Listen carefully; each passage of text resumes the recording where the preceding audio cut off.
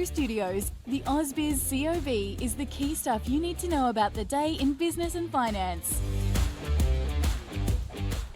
Hello, welcome to the COB. I'm Juliet Sarli on a day when we are seeing quite a lot of market mayhem amidst the ongoing conflict in the Middle East and the fact that it could drag out for quite some weeks. Let's have a look at where the local market is finishing this Wednesday session, down 2%. We have got to levels that we haven't seen since April last year when the tariff tantrum came through.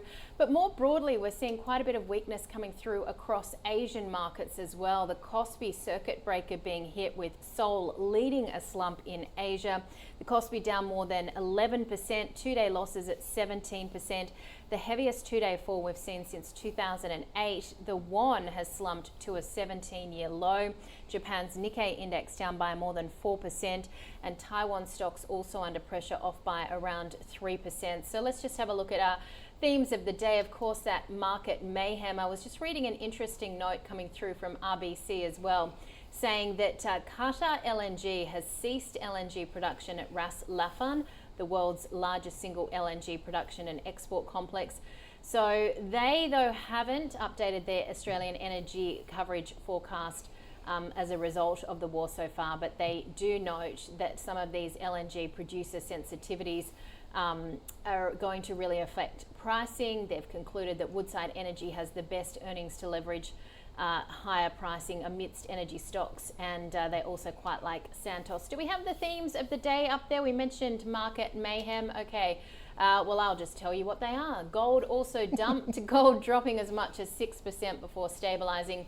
And then, of course, the economy accelerating with GDP growing at its fastest pace in 3 years. Let's have a look at the impact here on all of these stock players, and particularly as we saw that drop coming through in gold, seeing some of these gold miners pull back after, of course, they ratcheted quite a lot higher earlier in the week. Newmont down by about 6%, Northern Star off by 3%, Evolution Mining down by about 5%.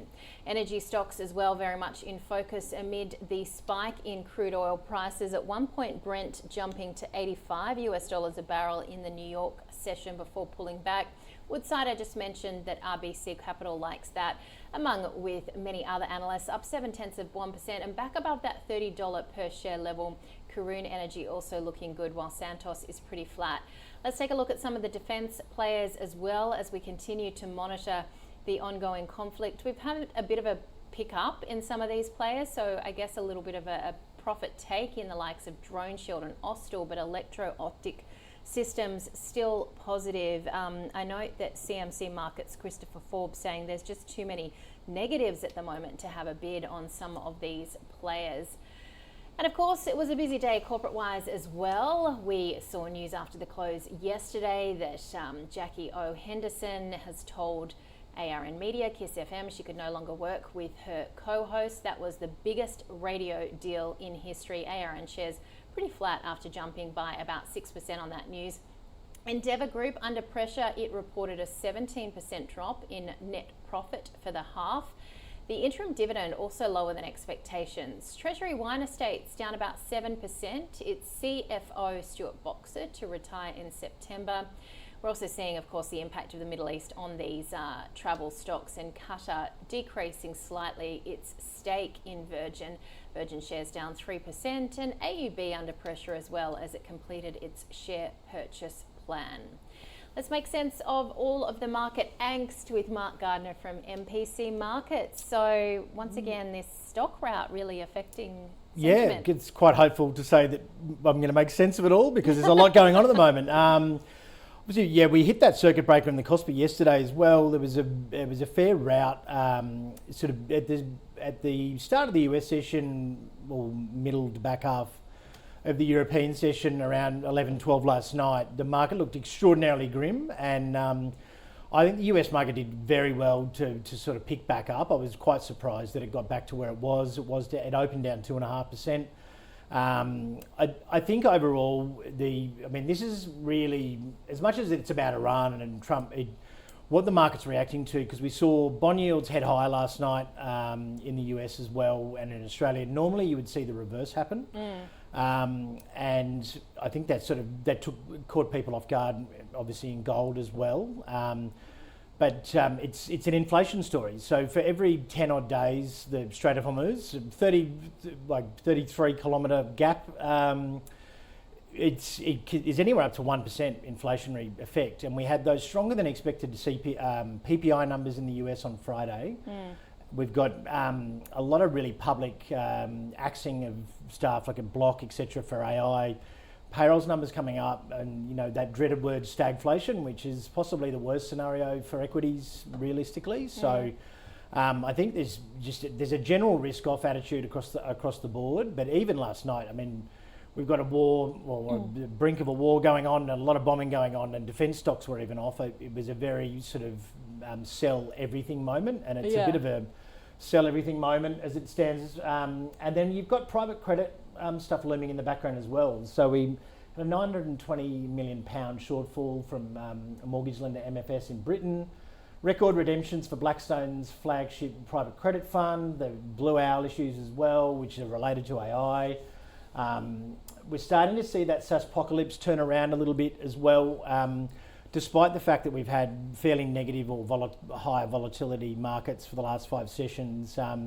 We've had the IGV, which is the software ETF in the US, actually gain 9% on the index in the last 5 sessions. So that selling's largely been done, and a lot of the major investment banks now coming out and going, well, realising where there is, where some software companies will be affected, but there are a great deal of companies that won't be. Just on that, sorry, I was looking at your tie because I was wondering if it was a bull, but it's a dingo, I think. No, I was wondering if you're bullish, but you are bullish on those SaaS stocks that have been hit quite hard. Yeah, absolutely.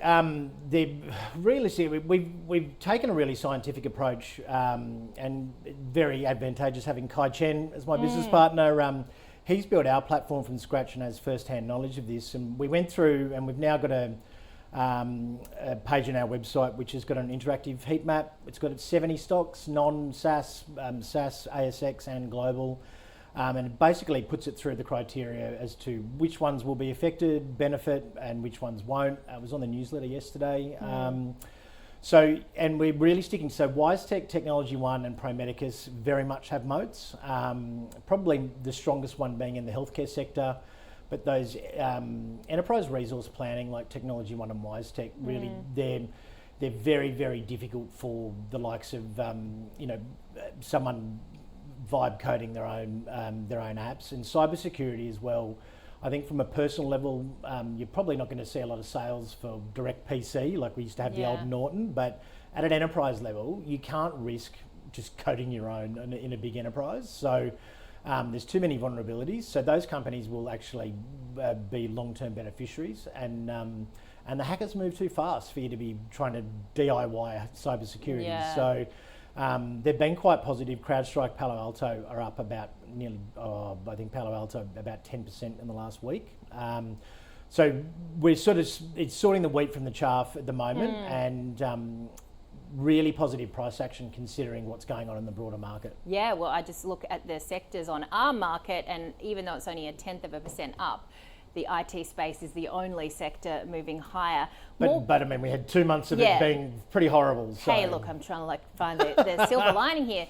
But when you see the sell-off that we are at, and I mentioned when we had the biggest fall since April on the market, down 2%, we're below 8,900. Is that anything to worry too much about when we were at highs a week ago? I think if you see the forest for the trees, we're still at 8,900. Yeah. And the reason it's the biggest fall since April is because we haven't had a fall since April. Yes. So, we went back to more defensive mode middle of Feb, and it was a bit frustrating watching the market just continue to edge higher. We're not that far from record highs realistically, and there could be some panic around over the course of the next couple of weeks, but these geopolitical situations tend to come and go. It's been a little bit concerning. Trump's been a little bit more odd than usual, mentioning things like boots on the ground and stuff like that. That's not what investors need to hear, and I think the press secretary probably needs to take a little bit more control there and not let him just have these meandering press conferences. But yeah, look, you would expect the administration to pull its head in a little bit because they're coming into primaries for midterms, and they are losing. They're even looking at losing a stranglehold in one of the Texas electorates, which is just unheard of. That hasn't happened since the mid-90s. So I would expect maybe Donald might behave himself potentially over the next few days, or the next few weeks.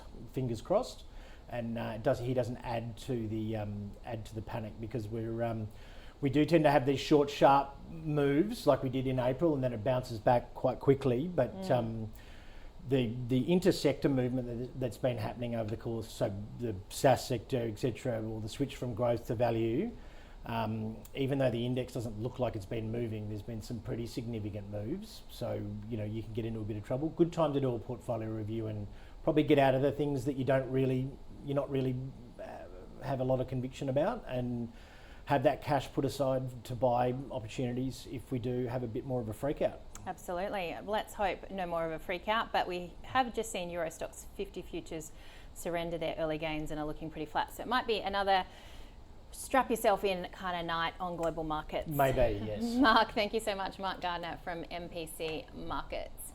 All right, well, the stock of the day on the call today was taking it to that big news that we woke up to in terms of the overall media landscape. ARN was the stock of the day. Henry Jennings from Markets Today, Andrew Wallant from DP Wealth Advisor joined Nadine.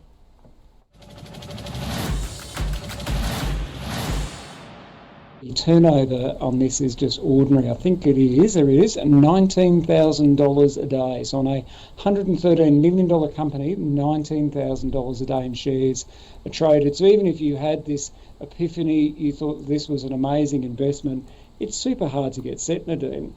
From an investment point of view, their return on equity and their margins are very similar to Nine and to Southern Cross.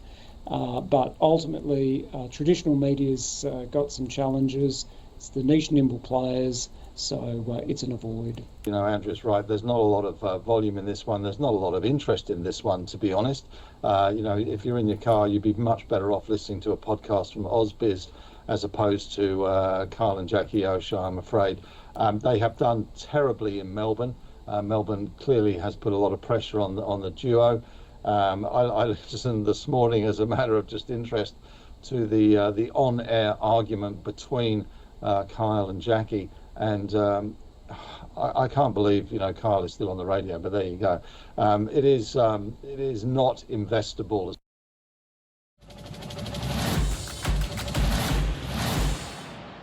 You've worked hard for your money all your life. Now your money needs to work hard for you.